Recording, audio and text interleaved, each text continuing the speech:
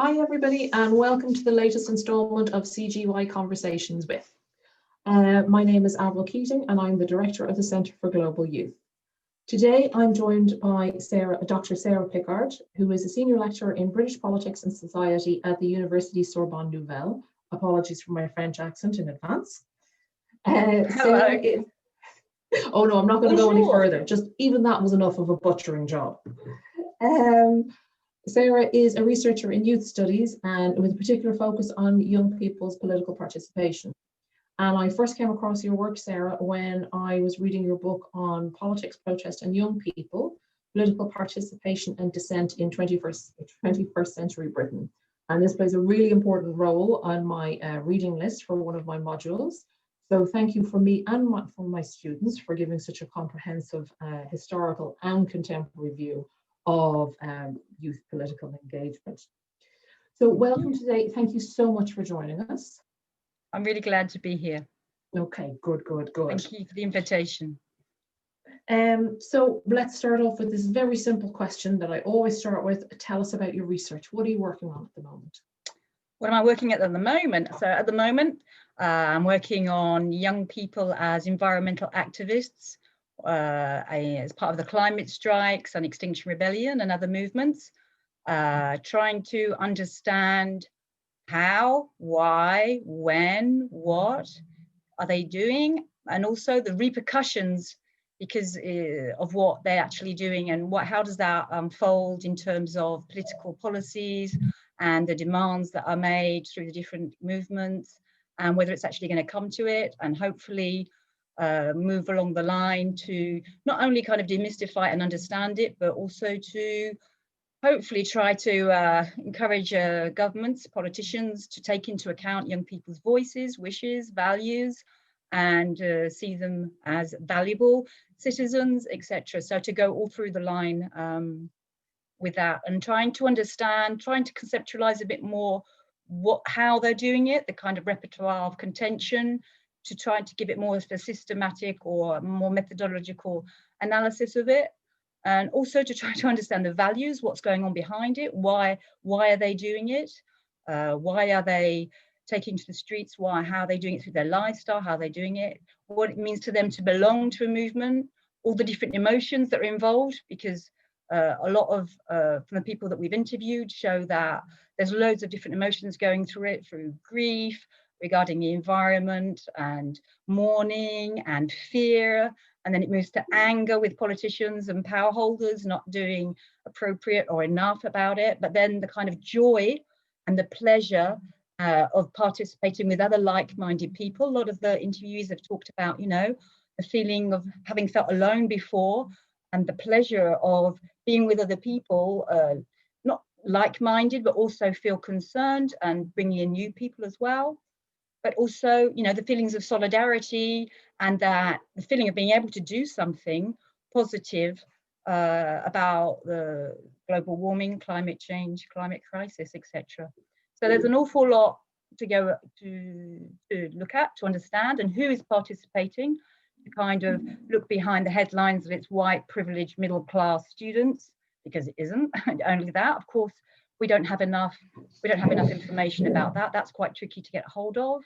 And also, in the lead up to the COP26 that was supposed to be happening right now, about that and reactions to that was going to be seen as a tipping point, and how COVID has affected all the protests out on the street, whether it's the climate strikes or Extinction Rebellion and these climate change groups and things like that. So just trying to, from a quantitative and a qualitative perspective, to understand what's going on, to go behind, and that's what a lot of the work that I do is to just go behind these kind of sensationalist headlines that are, and the stereotypes and the labels and all this negativity and demonization of young people, whatever they do regarding politics most of the time.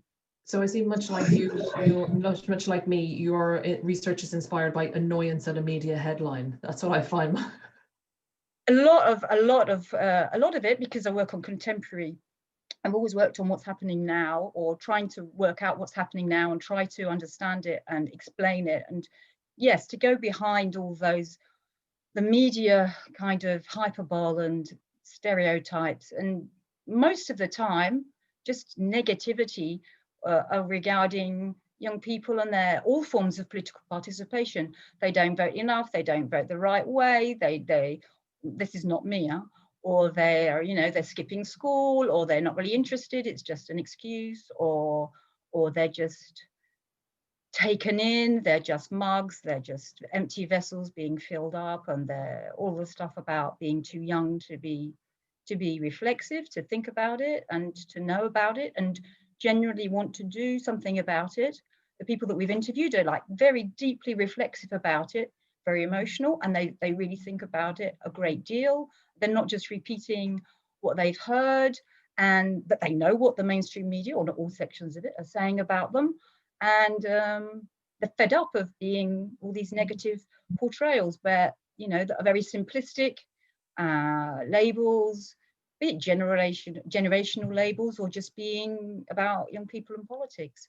And it's, yes, oh, I'm angry, but, you know, angry, fed up, and trying to revert, not to reverse it, but to try to give the other side of the story in a more thoughtful rendition. And so also to point out how politicians are to blame, to a large degree. But anyway, yeah. I want to follow up something that you said there about who was participating. So based on your observations and your sampling in the field, who is taking part in these young environmentalist movements? Well, I've been working with Ben Bowman at Manchester Metropolitan University and Dena Ayer at Nottingham Trent University, and we've done interviews together and separately in different places in Britain, so Nottingham, Sheffield, Manchester, London, Edinburgh, and I've done them in Paris. And so we've been seeing people who are organising before events, during and afterwards, in climate strikes and Extinction Rebellion, and we've been interviewing them, and of course many of them are students. It's easier for students to protest. They've got more, I'd be careful what I say, but it's easier for them, or unemployed people. I've interviewed quite a few unemployed young people that were doing it as well. If you're going to go and camp out, we did interviews in London, for example, during the last Extinction Rebellion fortnight last autumn. You can't camp out in Vauxhall Square, in St James's Park and Trafalgar Square if you've got a job, and if you're, etc. They've got more free time to do that. No, they're not all white. Most of them are students, indeed, but I've interviewed people who are not white and not middle class. That's for sure. That's not scientific data, but no. So I would like to do a bit more about that, but it's obviously very difficult to do. We've also got people who change their names because they can use pseudonyms, and they've chosen names that don't reflect their, let's say, cultural background and ethnic origin, which is, I hadn't thought about that at the time. So some of the names don't reflect the people who were interviewing. But anyway, that's the name we chose.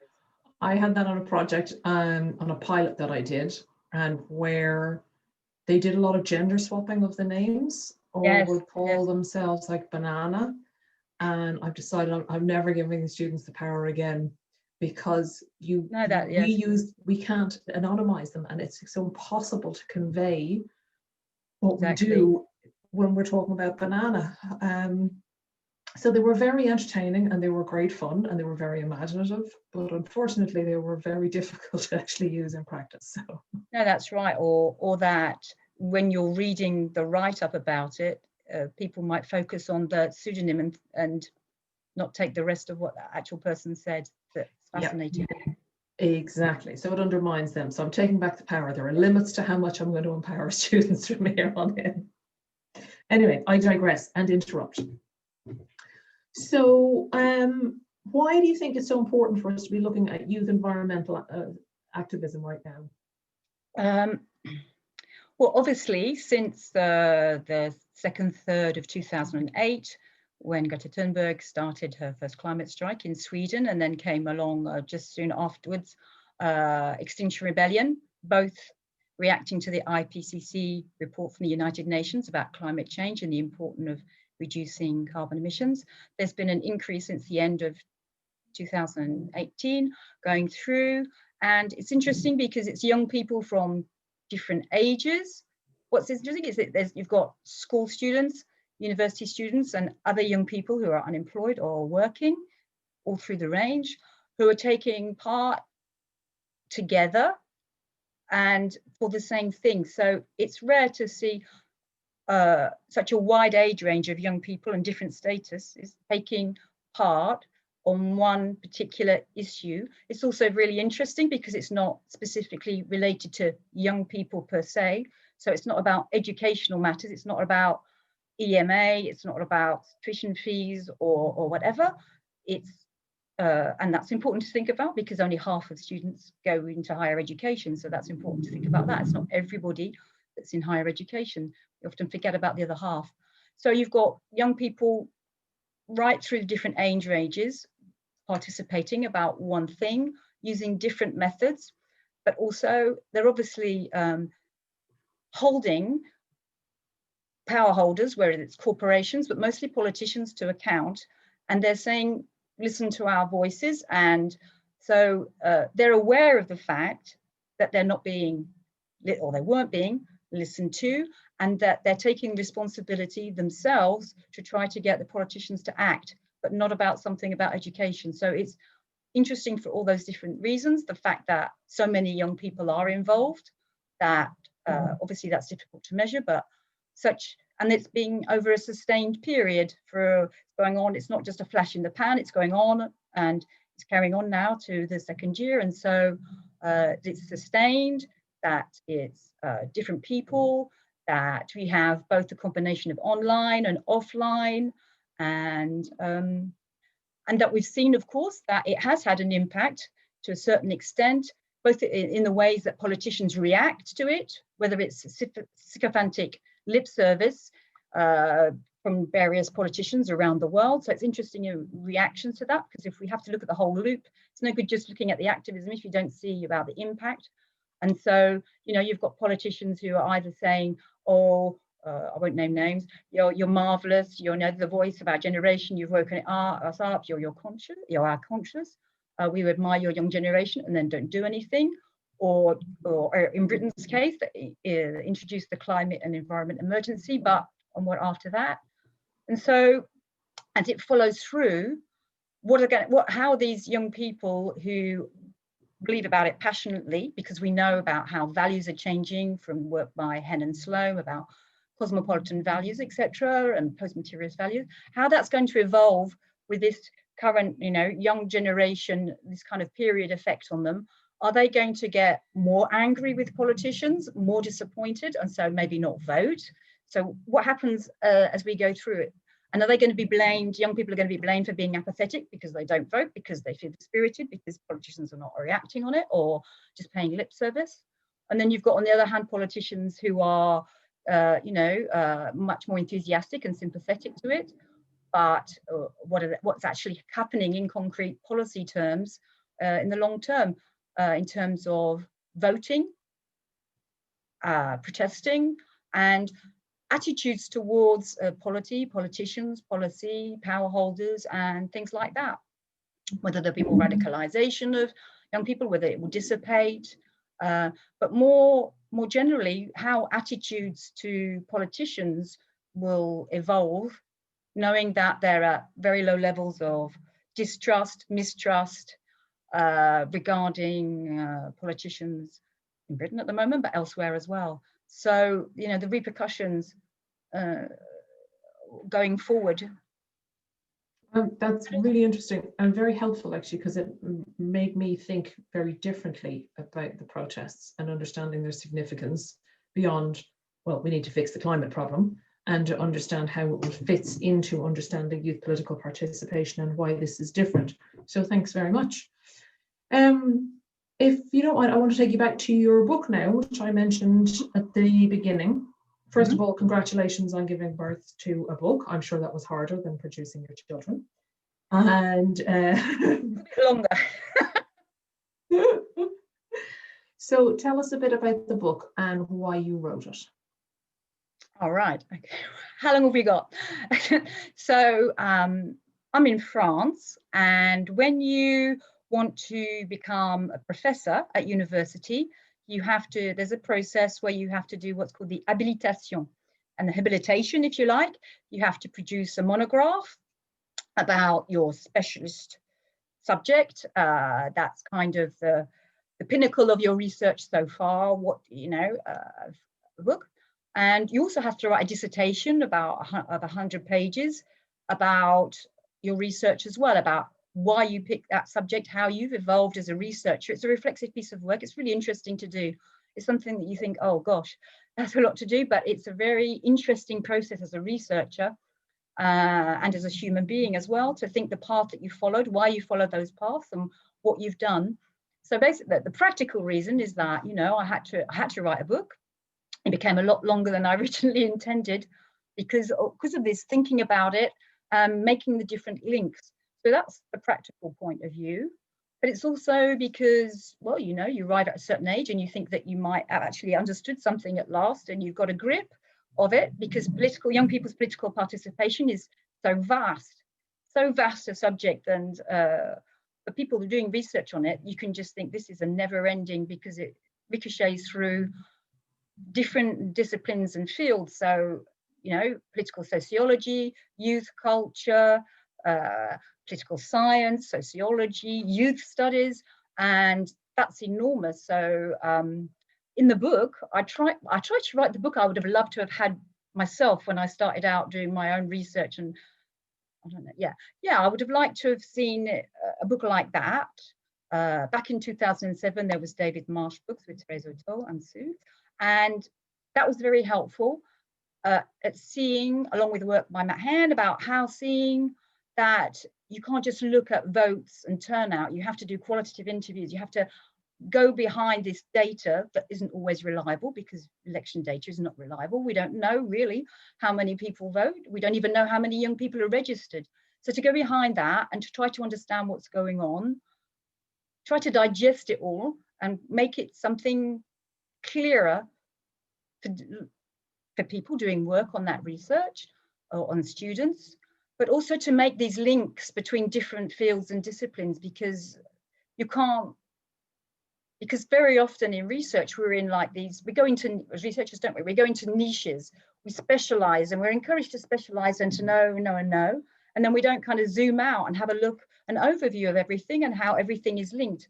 And I can understand that. If you're in political science, there's traditions in that particular discipline to go to study certain things more empirical, and in sociology, or to look at more qualitative and understanding of it. But even within sociology, you've got like social movement studies, and those two worlds, they don't meet very often. Even within academic societies like Political Studies Association or the International Sociological Association, you see that we're all divided up into little boxes, and that's marvelous. We meet marvelous people, and I'm so grateful for all the lovely, marvelous people. But you realize, well, hang on, there's these people in the PSA, and there's these people in the ISA, and then there's these people over here, and then never the twain shall meet. And so I'm not saying they don't have an understanding, of course. I'm saying that I just wanted to put it all in one place. And so to talk about the theory, so a first part, talking about the theory, because there's so much out there, what it is to be a young person, and somebody working in political science might not necessarily think about youth studies and the ambivalent definitions of young people, and these, these different age thresholds and things, and what it means. And that's really important for like votes at 16, or what is political participation, just the definitions. We're still using definitions or concepts that were written 50 years ago, 60 years ago, that didn't take into account protest, or that protest is considered, these kind of definitions of political participation where they're divided up into conventional and non-conventional.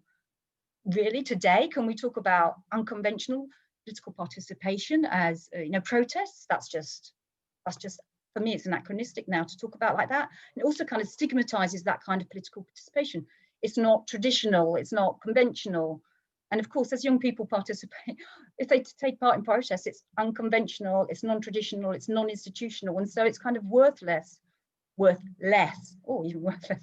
And so, you know, the importance of having a wider definition of political participation, it's our responsibility to think of it wider, and the wider you think of political participation, the more you realize that young people are thinking, doing politics in their everyday life, not only just by voting on a box once in a while. So I think if you challenge your kind of conceptual and theoretical definitions, you see a different picture, a more optimistic, a more favorable picture of young people, representation of young people. So all of that. So there's all the theory, and then there's various chapters about voting, youth wings, and referenda, and then there's a whole third part about non-electoral participation, because what about trade unions? You know, trade unions, and to be honest, trade unions are not doing a very good job at getting young people to become members of trade unions, because they're doing particular types of jobs that are not unionized. But hang on, young people could benefit so much from being a member of a trade union, and trade unions could benefit from their input. And then about protest, but also, so going right around the cycle of protest, but how the policing of protest and the repression of protest and the social control, particularly of young people's political participation, going right back to 1986, has tried to stifle, contain, literally kettle, make young people frightened about protesting, or maybe more radical, and how the policing influences political participation. And policing comes from somewhere, and it doesn't have to be that way. So, you know, when Boris Johnson ordered second-hand German tanks in order to be able to potentially spray student protests, that's sending out a signal, isn't it? Mm-hmm. Very much so. So looping the loop. Looping the loop, yes. And actually, from my perspective, nicely integrating the historical perspective, which is sometimes missed, because certainly in sociology and political science and youth studies that I kind of look at, there tends to be a presentism rather than kind of seeing how you kind of have to explain how or why this is or is not different from what happened in the past, and make those connections. So that's what I very much appreciate about that book as well, how it layers that in. But let me take you even further back. How did you get interested in youth political participation in the first place? Gosh. Okay. Well, the first time I really thought about it in terms of young people was when actually I was une assistante in a French lycée near Montpellier that had just elected its first National Front mayor. And it was the election, and there were posters in France. They put political posters up for each of the candidates outside the lycée, outside the schools. And I thought, gosh, because there was a National Front poster up. Mm-hmm. And I thought, what on earth is going on here? How can you have National Front posters outside a school? And so I did my project interviewing young people in the secondary school. I don't think I would have got ethical consent for it today. At all. And I've still got the recordings. And I interviewed about them, about what they thought, because it was in an area that had a high proportion of people voting National Front. So I did that, and then when I went back to Lancaster University, where I was doing my degree, and then I came back to France to do my doctorate and everything, and I just carried on. My doctorate was about youth culture and policy reactions from the government in the 50s and 60s in relation to the birth of youth culture, and to see if there was a joined up youth policy. Surprise, there wasn't. It was more about repression. So it was all about different aspects of that. And then I kind of took it forward by, after that, in my research, making all these links between culture, political participation in terms of elections. I mean, a research group here, CREW, who we do lots of work on elections and political participation and society. It's really good, very good quality.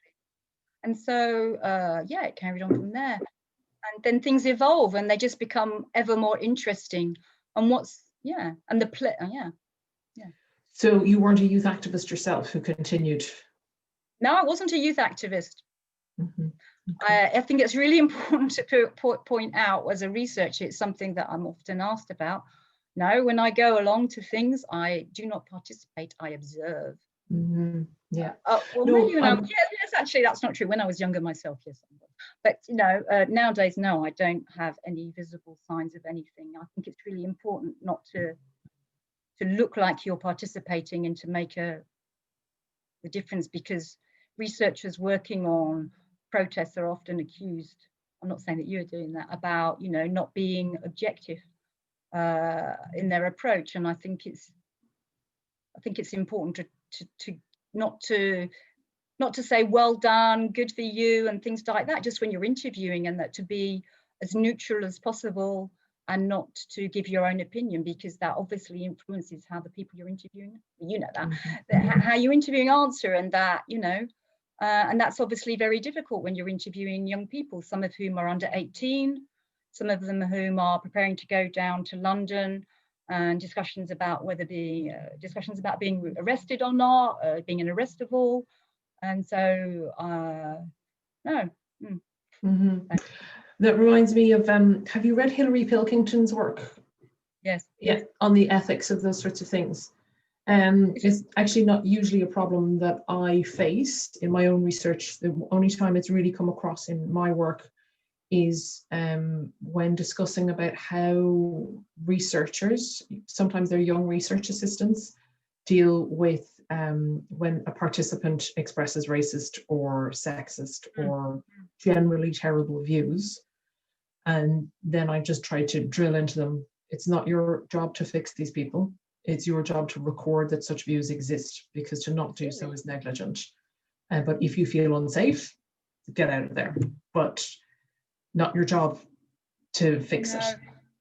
It's also trickier because the climate strikers were under the school age, not all of them, and you have to have signed parental consent, for example, from their parents. So missed a few opportunities because the parents weren't around or didn't get organised ahead of time. So yeah, but also the young people who were crying when being interviewed because they're so upset about the situation, about you know, the climate crisis. That is impactful. Let's put it like that. And that, I think it's a motivation to let those voices be heard as they want to, and they want to be heard. We asked them some of the things with the climate strikers. We got them to describe their placards. So we said, what did you make it out of? How did you make it? Who did you make it with? Why did you do that picture? Why did you use those words?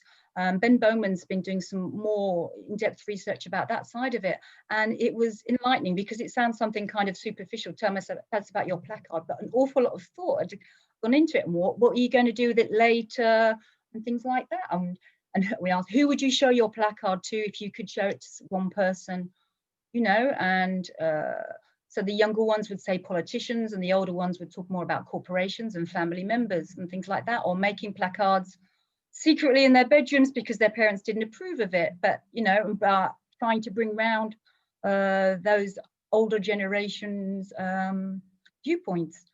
Yeah, but not only, I could go on. It's amazing to think of those sort of artifacts of protest. I want to ask now, bring it back to the contemporary period and think about the impact of the COVID-19 pandemic. How has that affected the protests, and how has that affected the kind of research that you can do? Well, obviously,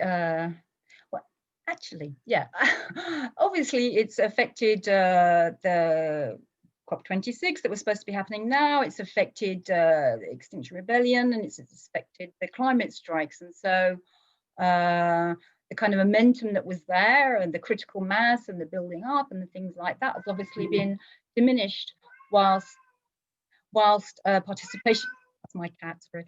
Well, participation is carrying on online, and so, you know, we have to hope that things will go back to normal in terms of confinement. And here we've got confinement too at the moment, and curfews, and so it's obviously broken the momentum of what's been going on.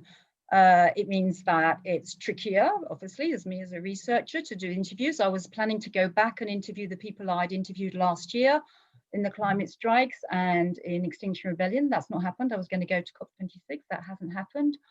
But we've been writing a lot, or putting in writing, and so there is things. So the upside in terms of research is that other things are going to come back. It's also given us an opportunity to think, you know, when we're on the wheel, you know, interviewing, writing. So it's an opportunity to think a bit more about it. I'm trying to look for the positives.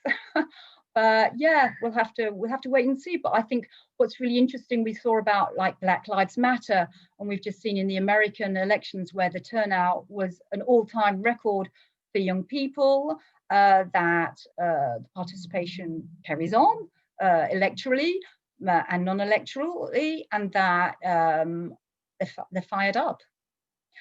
So you've talked about how the pandemic has kind of put a pause on the momentum and on the street protests, but it wouldn't necessarily have to affect the online activities. No, so is that continuing?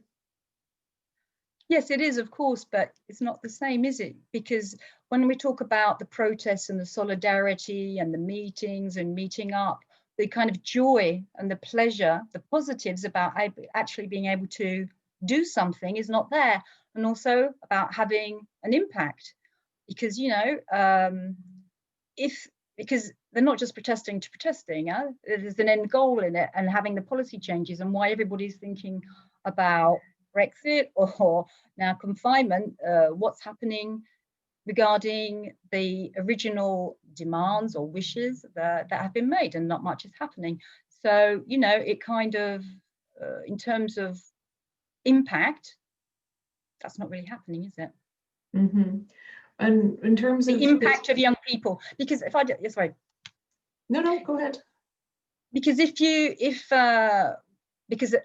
because in terms of like having an impact, when young people are out on the streets, whether it's climate strikes or any of the other movements, it's being reported on and it's having an impact, and the government react to it. That's, you know, it's no surprise that you have all these different movements coming, and then you have policy, you have declarations from governments, and that Greta Thunberg is invited to Parliament. They all happen in a very short period, and now that's kind of been broken.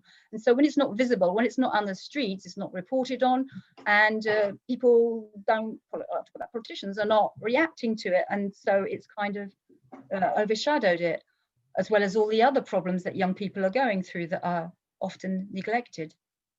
Mm-hmm. And very difficult circumstances. And do you think the challenges that young people will face will have a positive or negative impact on their kind of involvement?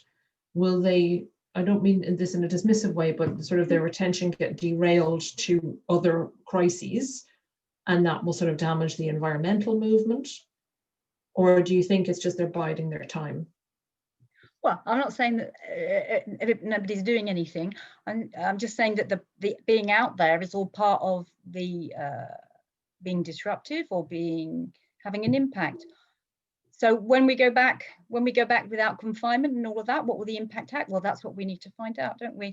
And I suspect that no, because, you know, we know how these important kind of value changes, and we know that attachment to environmental issues, and we could also talk about like post-materialist values, but that's a whole different thing, because I think young people are very much concerned about material issues even before lockdown and things like that, with the different precariat, well, being the young precariat and things like that. And so there's a whole lot of things to do about that. And no, I don't think that I don't think it's going to go away when you've got, we know that when you're going through your own political socialization as a young person, and you attach to certain values and certain ideologies and certain attitudes, you carry those on through your political lifestyle. Not everybody, you know, obviously people change, but this is their critical period of when they're being political socialized, and it will be carried forward. And I think that there's so many young people that are concerned about it. Not all of them are activists, or they're just, it's part of their lifestyle. But if we come out of this and governments, I'm talking about the realm, don't do anything, then no, it will come back I think it will return, because we're going to have the focus of COP26 and various different deadlines that will all kind of reset or rejig where we are now. And then it will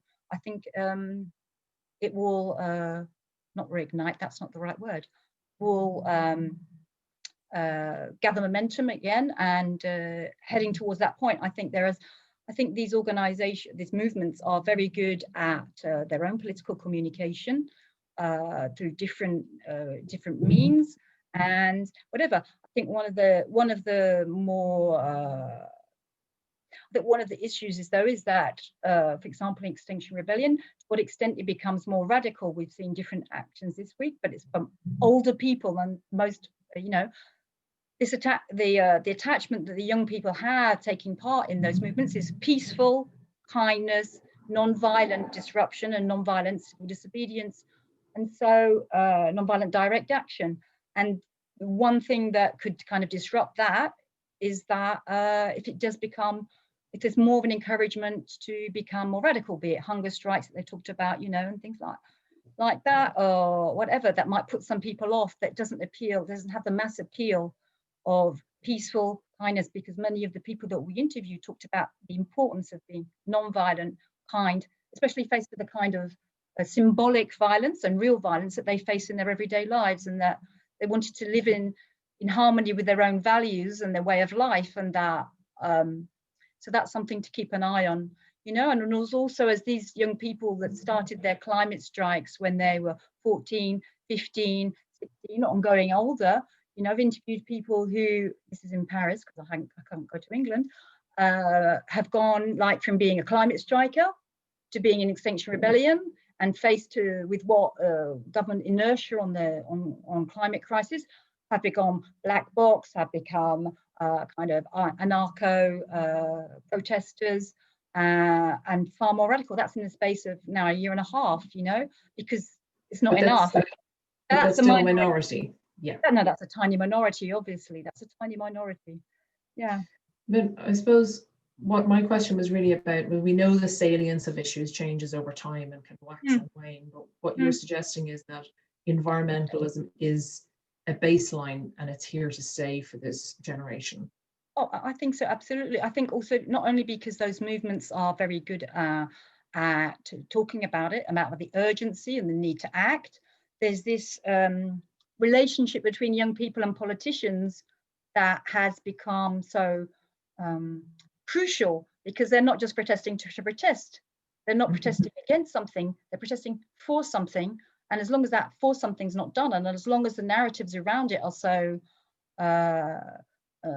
underline this urgency, and I have, and not just about Britain, I think the emphasis on the global south and in poorer countries, and that when we talk about young people not understanding the issues, and which is I find extremely irritating, we found that these young people that we interviewed, at least, and you see it on social media, they're very aware that it's about the extent of it, and concerned about poor countries and the global south, and the impact not on their own personal daily lives. And that's not going to change, even if their own personal circumstances are so dire, maybe, which at the moment.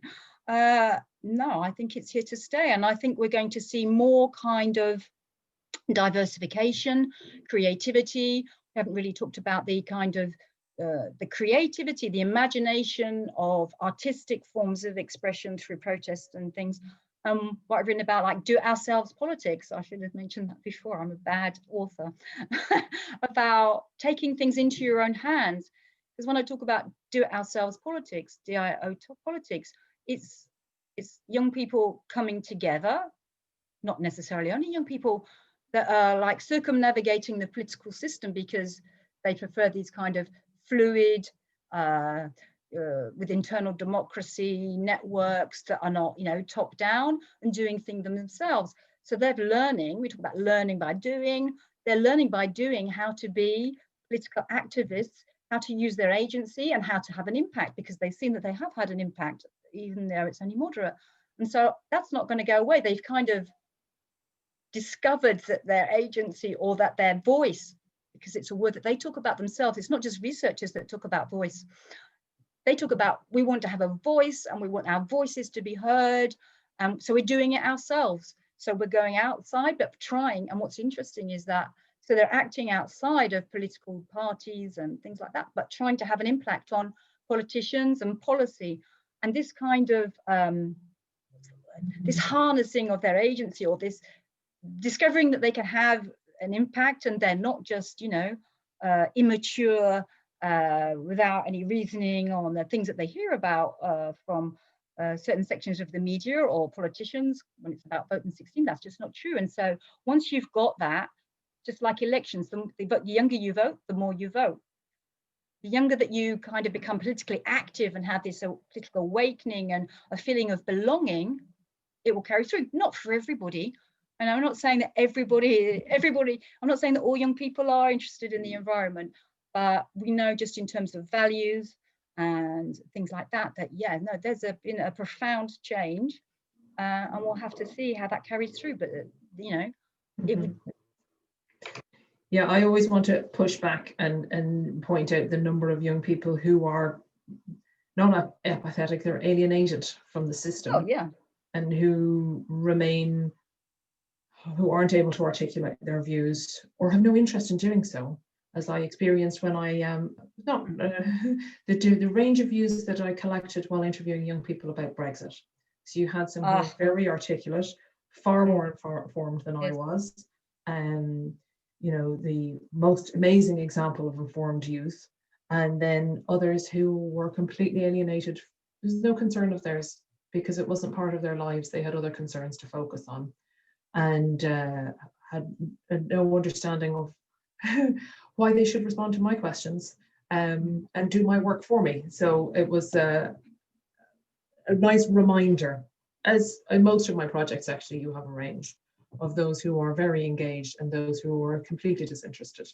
And that, as is the right of young people to be. So I always keep those in mind of wondering, how do we engage with that, and what counts as political, or how would we invite young people to be more engaged and to have their preferences expressed? Well, can I just say, first of all, that you do great research on young people and Brexit. Thank you. And European Union. It's brilliant. It's brilliant. And can I also say that politicians have a responsibility to, so if young people are feeling alienated, and that's one of the kind of stereotypes that I have dealt with in the book about apathy and alienation and all these generational labels, is that politicians have a responsibility towards young people, to young citizens. In France, they're called citizens. They're young people. They're not just, proto-adults or whatever, to engage them in those issues, or at least to explain them. And if, obviously the responsibility lies to a certain extent on young people themselves. But if they're not taught in schools through citizenship, or if politicians don't reach out to them, because, maybe politicians are making politics so unattractive, unpleasant, uncaring, unfeeling, or disinterested in young people, that those young people, certain sections of the young people, do not want to get involved. Why would you? Would you want to go and vote at the moment? If you were a young person, what would you vote for? No, sorry, I didn't ask you person. What are politicians doing for young people? The government, so the last 10 years, have made life through austerity very difficult for young people. And so if they're going by that, then and if you not informed or haven't been informed, why would you? Unless it was a kind of protest vote or something else. But what I mean to say is that if politicians don't, we have to deal with the supply side issue of things, like Colin Hayes says in Why We Hate Politics. about the logistics of making it easier to go and vote. Why are there so many young people not registered to vote? Do they not know? Are they not being told? Do they not care? Maybe if it were easier to register, maybe if you could register on the day, maybe if you didn't have to put your national insurance number and all that palaver to get on. Maybe if there were places to go and vote that were easier, more accessible, maybe if you could vote in the evenings, after or late, or over a weekend.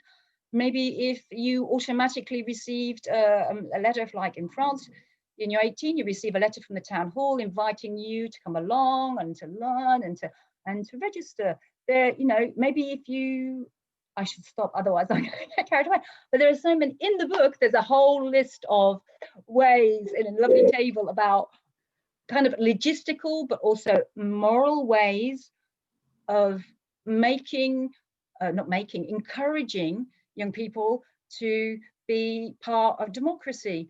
That we've seen it being so exciting in the United States right now. They've, you know, it's been the people, young people have been out on the ground, and older people too, putting it out there, you know, like, and there's some fantastic data, if those that are interested in the US, about from Circle at Tufts University about young voting according to ethnic group and age. It's fascinating if you like data. They do great work that shows that, you know, when peer-to-peer, but also from governments that don't consider necessarily worth reaching out to young people, then that could be a reason why. But of course, there will always be some people that are not interested. But the alienation aspect is not because of young people by definition. They have been alienated. Or they might be apolitical, or they might not want to vote. Not voting could be an issue too. But, you know, if you don't vote, then you get blamed. No, I'm not saying that people must vote. I'm saying that when there are a lower proportion of young people voting, then they get, you know, there's the crisis narratives from Therese O'Toole and democratic deficit, and they get blamed for this and that. But when you look at the curves, the curves for voting are the same between. The curves follow the same, it's just a bit lower for younger people. Yeah. So one last question. So we seem to be at a critical conjuncture.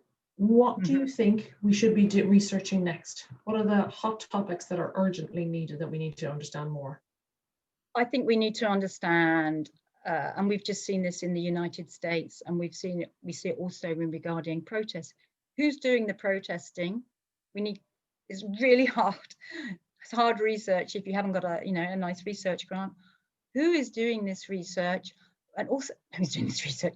Who is doing it, and how can young people themselves be encouraged to engage other young people, and that want to do it for positive reasons, not just against, but for, and to understand. And there are lots of marvelous organizations and things on the ground doing this.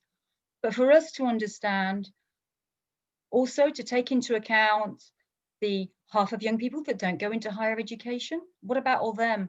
I think they're missing a lot from research, including my own, that we, what about all those people that don't go on to higher education, that are stuck now, that maybe have lost their jobs, that are not taken into account as much. And I'm going to look at more at new forms of political participation, this kind of do-it-ourselves political participation and emotions and things like that. I'm going to try to understand more what's going on and have some kind of quantifiable understanding of it in relation to democratic participation, and how these can all feed in together between being on the streets and democracy and representation of young people, having them a voice, and having politicians hopefully listen to them more. Okay, well, that sounds really fascinating. It does sound like it might take you a while to fix that, to think through all of those problems. Yeah. But I want to thank you for coming along today, especially as I know you've been teaching since very early this morning, and I'm pretty sure you're sick of Zooming by now. So I've got another lesson tonight. Okay, so I'm definitely going to go and take a rest from speaking to people. That's good. That's my job. a real pleasure to learn more about your research and about you and your plans for the future. Thanks Thank for you taking so the much time. for organising these. It's a great idea. It's a nice, pleasant environment, and I appreciate it. And I've enjoyed watching the other ones. Thank you. Well, I'm just really glad to have finally met you. And hopefully we will meet virtually or in person again in the very near future. Okay. Good luck with your own work. Thank you. Take care. Au revoir. Bye. Bye bye.